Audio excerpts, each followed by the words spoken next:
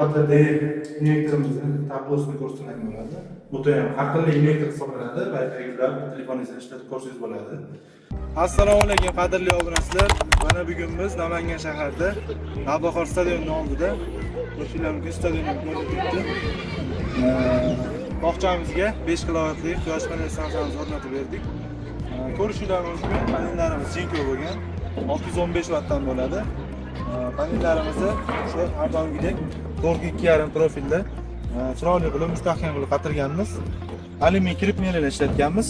Har doimgidek shunaqangi baquvvat bo'lib, chiroyli ko'rinishda chiqqan. Bunga shunaqangi xizmatlar kerak bo'lsa, pastdagi nomerlarga aloqaga chiqaveringlar. Sifatli va arzon qilib o'rnatib beramiz. Hozir sizlarga tushib, invertor haqida ham to'liq ma'lumot beramiz. Hurmatli obunachilar, mana pastga tushib oldik. 5 kilovatlik kichkina bo'lgan invertorimizni berganmiz. Invertorimiz DG invertor bo'ladi. 5 kilovat o'rnatmoqchi bo'lsalar, ya'ni kichkina hajmda o'rnatmoqchi bo'lsalar, shunaqangi 5 kilovatli invertorlarimiz ham bor. Ko'rishinglar mumkin, bitta shipchasini yig'ib qo'ygan. Kichkina qilib.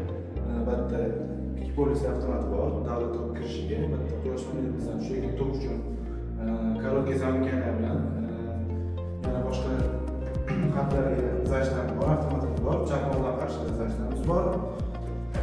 Batarya invertorimizni tablosini ko'rsatilgan bo'ladi. Bu ham aqlli invertor hisoblanadi. Wi-Fi-lar telefoningizda ishlatib ko'rsangiz bo'ladi.